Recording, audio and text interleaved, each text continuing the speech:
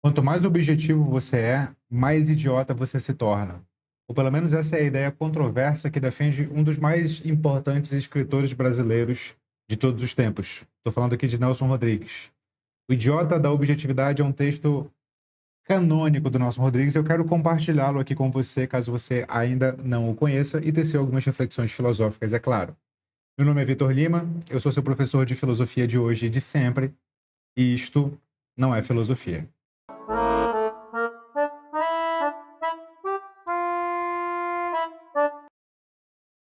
Eu encontrei o texto do Nelson Rodrigues nesse site aqui, noticiasagricolas.com.br. Eu vou colocar o link aqui na descrição do vídeo, tá? Caso você queira ler com mais calma depois. Mas vamos ler esse texto, que é uma das pérolas do jornalismo brasileiro. Ele foi publicado no livro A Cabra Vadia, tá? Diz o Nelson: eu sou da imprensa anterior ao Copydesk. O Copydesk é um revisor de textos, que visa a transformar o texto em algo mais objetivo, né? Essa é a profissão ali do Copydesk. Tinha 13 anos quando me iniciei no jornal como repórter de polícia. Na redação não havia nada da aridez atual e, pelo contrário, era uma cova de delícias. Cova de delícias é uma expressão impressionante, né? Porque se é uma cova, é lugar de gente morta. Delícias é um pouco incongruente, mas essa incongruência é proposital no Nelson Rodrigues. O sujeito ganhava mal ou simplesmente não ganhava. Para comer dependia de um vale utópico de 5 ou 10 mil réis, mas tinha a compensação da glória. Quem redigia um atropelamento julgava-se um estilista, e a própria vaidade o remunerava. Cada qual era um pavão enfático. Escrevia na véspera e no dia seguinte via-se impresso, sem o retoque de uma vírgula. Havia uma volúpia autoral inenarrável, e nenhum estilo era profanado por uma emenda jamais. Então, ele está trazendo aqui a liberdade que era escrever na época dele. Mesmo que o cara fosse um pé rapado e não ganhasse nada, ele era recompensado porque ele era publicado com todas as suas veleidades literárias naquele jornal, por mais que ele estivesse falando de algo policial, daí a cova de delícias, né?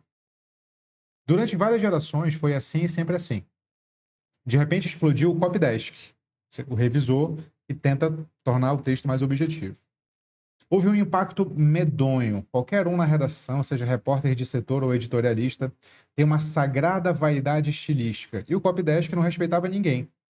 Se lá aparecesse um Proust, seria reescrito. Opa! É, vou fazer isso aqui para parar as atualizações. Beleza.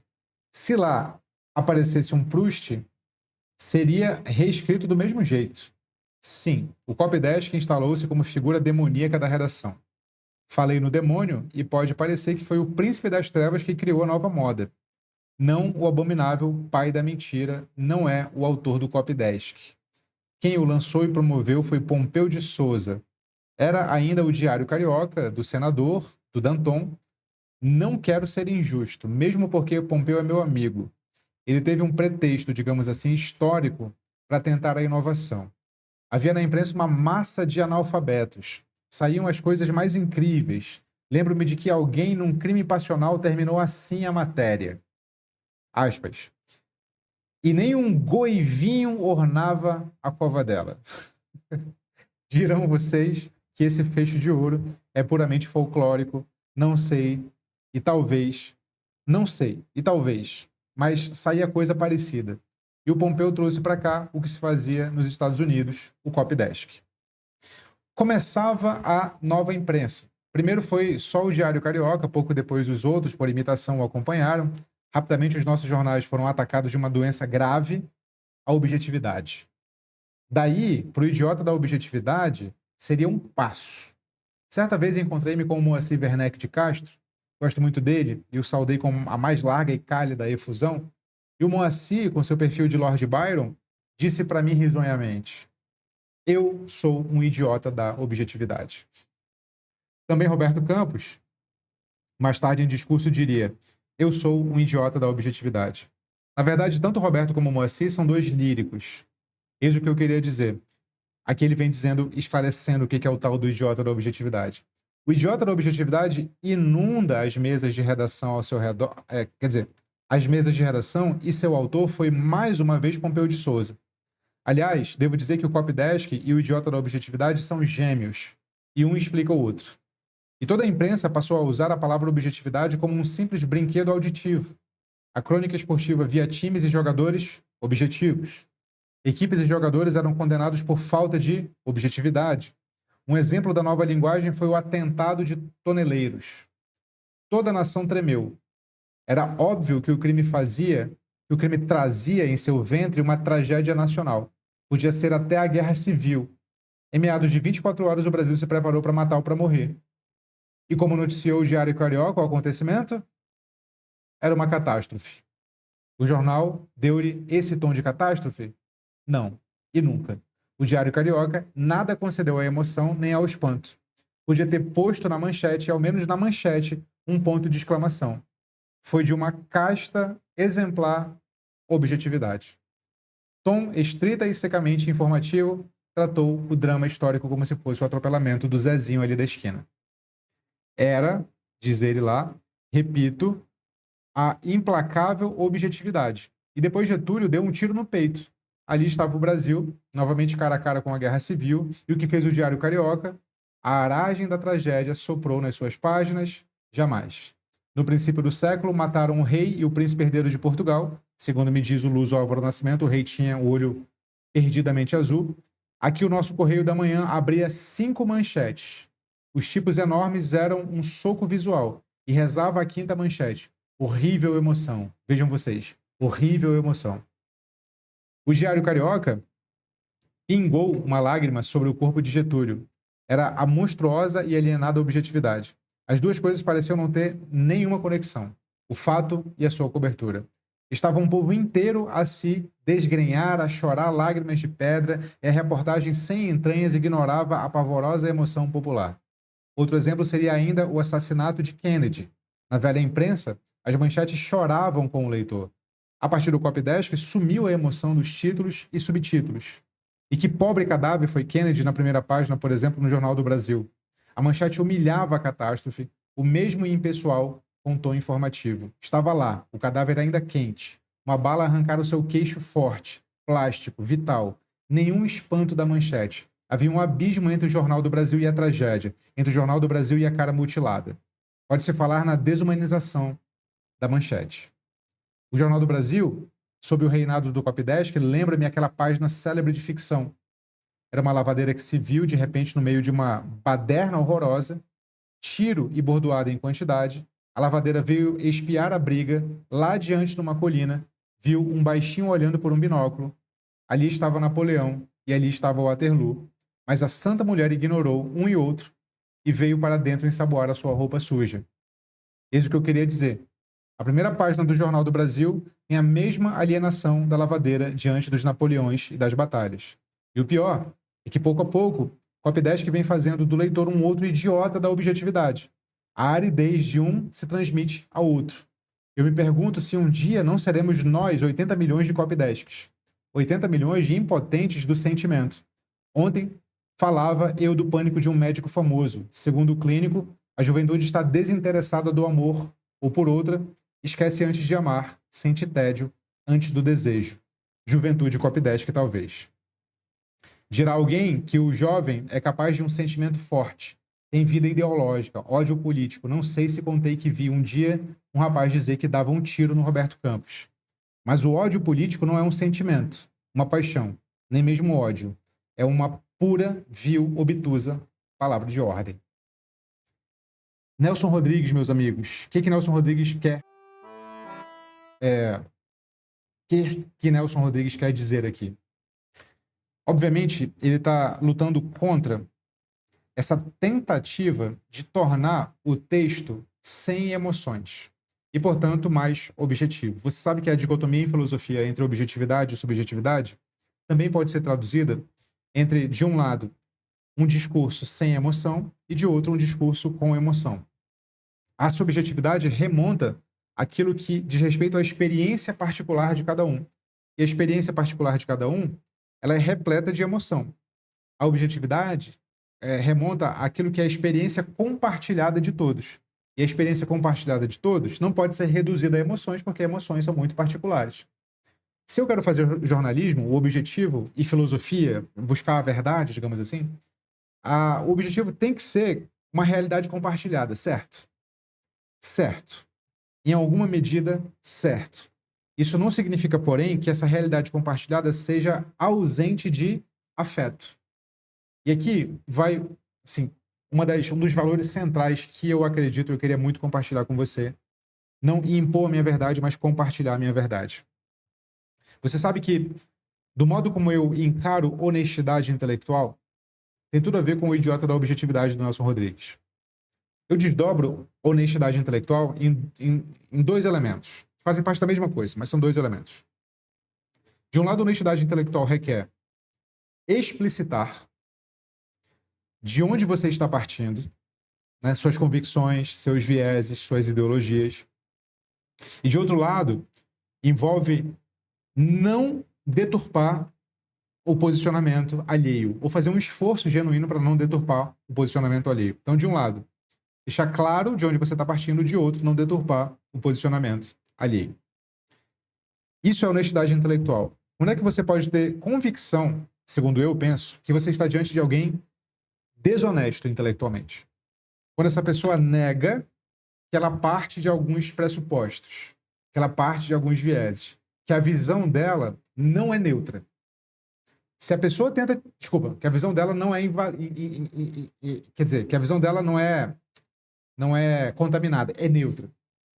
Se você quer ter certeza, convicção, que uma pessoa é desonesta intelectualmente, reconheça quando ela fala: eu estou partindo do ponto de vista da neutralidade. Eu estou sendo isento. Eu estou sendo objetivo. Eu vou atenuar meu discurso aqui. Essa pessoa tem muita chance de ser desonesta, mas ela também pode ser ingênua, tá? Ou seja, ela só não sabe de quais pressupostos, de quais pontos de partida, de quais valores ela está partindo, e ela acha que ela não está partindo de nenhum. Existem pessoas ingênuas. Mas eu não admito que pessoas formadas, estudiosas, que, enfim, têm uma certa leitura da realidade, endossem conscientemente ou ingenuamente a tese de que elas não partem de pressuposto nenhum e que elas estão do lado da verdade. Isso é muito, muito fora da realidade epistemológica de todos nós. Quando eu me refiro à realidade epistemológica, eu estou me referindo ao modo como nós conhecemos a realidade. Nós não temos a perspectiva, como diria Hilary Putnam, do olho de Deus. Ou seja, o olho de Deus é o olho que vê sobre todos os aspectos. De nada, nada fica de fora do olho de Deus. Ser humano algum tem o olho de Deus. Só Deus tem o olho de Deus. Percebe? Portanto, ser humano algum pode se dizer neutro, pode se dizer isento, pode dizer assim: olha, partindo dessas premissas aqui, estabelecendo essas inferências, eu posso afirmar isso. Anota, ele está dizendo que ele está partindo e de onde ele está inferindo. Ele não está partindo do nada. Não está partindo do ponto de vista do olho de Deus. Entende? Então, quando alguém requer essa objetividade no sentido de neutralidade, eu desconfio logo. Então, é assim que eu me conecto primeiro com o texto do Nelson. Mas o texto do Nelson está falando mais especificamente, não disso com o que eu me conecto, mas ele está falando mais especificamente do fato de, ao querer ser objetivo e, portanto, sem emoção, eu retiro toda a emoção do texto e o texto fica pobre, e o discurso fica pobre. É disso que ele está falando. E essa pobreza do discurso acaba uniformizando o discurso. Acaba tornando o discurso mais ou menos igual. Em todo canto, o jornalista fala mais ou menos da mesma maneira. Ele tem mais ou menos o mesmo sotaque, ele pronuncia as palavras mais ou menos da mesma forma. Não é à toa que jornalistas, em geral, são meio que anódinos mesmo, né? São meio que sem sal, são meio que sem tempero, são meio mais do mesmo, né? Tem a mesma cara, fala da mesma maneira. Difícil um jornalista se destacar porque a profissão dele vai engolindo ele mesmo. E isso serve como metáfora para a gente entender a nossa vida de que maneira? A nossa vida sempre tem essa hegemoneização vinda da cultura, da sociedade, que diz que a gente tem que ser de determinado modo, falar de determinada maneira, agir de determinada maneira, para se conformar. A vida, a cultura, a civilização, né, os costumes, tornam a gente meio que idiotas da objetividade mesmo. Qualquer manifestação maior de afeto, qualquer manifestação maior de emoção que vem de dentro mesmo, é dita como reprime, tá falando demais, tá passando vergonha. Você acaba que vai se conformando, vai se conformando, vai se conformando, quando você está igual a todo mundo. Você está igual a todo mundo. De certo modo, percorrer o caminho da autonomia intelectual é percorrer um caminho contra a sociedade. Mas veja que eu falei de certo modo, porque eu também sou um grande defensor do quanto a gente precisa conviver socialmente. Inclusive, eu fiz um vídeo que está aqui, ó. Dá uma olhada aqui, que eu falo sobre esse aspecto. Mas aqui eu vou falar de outro. Vou falar do quanto a vida de estudos, a vida de se tornar quem você é, requer um pouco de solidão, requer um pouco de introspecção, requer um pouco de, se você quiser utilizar um português barroco, erudito, gramaticalmente perfeito, requer um pouco de foda-se o que vão pensar. Percebe? Requer um pouco de foda-se. Por quê? Um pouco de foda-se. Porque, em alguma medida, você não tem que se importar com o pedido de homogeneização e objetividade para percorrer o caminho que você tem que percorrer. Em alguma medida. Isso não significa, veja lá, que você precisa ser grosseiro. Algumas pessoas terão uma personalidade impetuosa e a grosseria fará parte aqui e ali de quem elas são. Mas não necessariamente a sua personalidade é essa. Às vezes a sua personalidade é só mais introspectiva. Às vezes a sua personalidade é mais educada, no sentido de polida, né? E tá tudo certo. Só que o que está em jogo aqui é uma tentativa de ser fiel às tendências que você constrói para si mesmo e não ser fiel àquilo que tenta se impor do lado de fora para você. Então, você precisa ler isso. Se você é de esquerda, você precisa acreditar nesses valores e não nesses. Se você é de direita, você jamais tem que ouvir esse cara, ler esse livro. Sabe esse negócio? E ficam te empurrando o tempo inteiro, inclusive, essa perspectiva de que ou você se enquadra num rótulo, ou você é um isentão. Já te acusaram disso? Ou você se enquadra num rótulo, ou você é um isentão. Geralmente, quem diz isso é uma pessoa extremamente limitada do ponto de vista de enxergar a realidade em sua complexidade. Pessoas que dizem isso são pessoas que são incapazes de enxergar nuances. Elas só enxergam limites muito bem definidos porque a realidade para elas já está muito bem delimitada. Se sai do limite que elas colocaram, elas não conseguem sequer compreender. Por isso que eu estou chamando essas pessoas de limitadas mesmo, assim. Então, no fundo, você tem posições políticas. No fundo, você tem valores. No fundo, você tem posicionamentos. Isso é inescapável. Eu falava disso quando eu falava de honestidade intelectual agora há pouco. Eu estou querendo dizer é que posições, valores e comportamentos são nuançados. Eles não são hegemônicos. Eles não são encaixotáveis. E quando você se encaixotou, tenha convicção. Você é muito mais a massa do que você mesmo. Entende? Você é muito mais a massa do que você mesmo. Por isso que, paradoxalmente falando, construir a própria personalidade requer um certo grau de paradoxo, de contradição. Se você é somente coerente, você se encaixou num rótulo. Se você tem contradição, você tem conflito. Se você tem conflito, você é um personagem rico. Um personagem que enfrenta dilemas. Um personagem que está disposto e aberto para a vida e para novas informações, inclusive para revisar posicionamentos que você tinha. E é só quando você entra nesse fluxo de revisão constante, de abertura ao contraditório, é que você forma a complexidade de quem você pode ser. Essa complexidade, ela sim, é irredutível a qualquer mapa astral, a qualquer teste de personalidade, a qualquer rótulo que coloquem em você.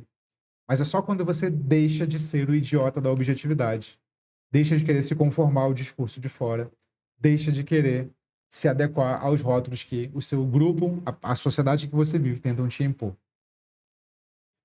O Nelson Rodrigues está cantando a morte do texto de fato emotivo, afetivo e com alguma personalidade. Agora, os copydesks, os revisores estão todos aí. Em certa medida, fazer filosofia, e é com essa mensagem que eu queria terminar, é fugir dos copydesks, é fugir dos revisores, é fugir da tendência homogeneizadora que tenta dizer que você é isso ou aquilo e tenta sufocar quem você pode ser. Portanto, fuja do idiota da objetividade e leia Nelson Rodrigues. Não se esqueça, Você é o que pensa. Se você quiser a minha ajuda para estudar filosofia de modo mais profundo, o link da minha escola está na descrição do vídeo e no primeiro comentário fixado. Fique com Sócrates.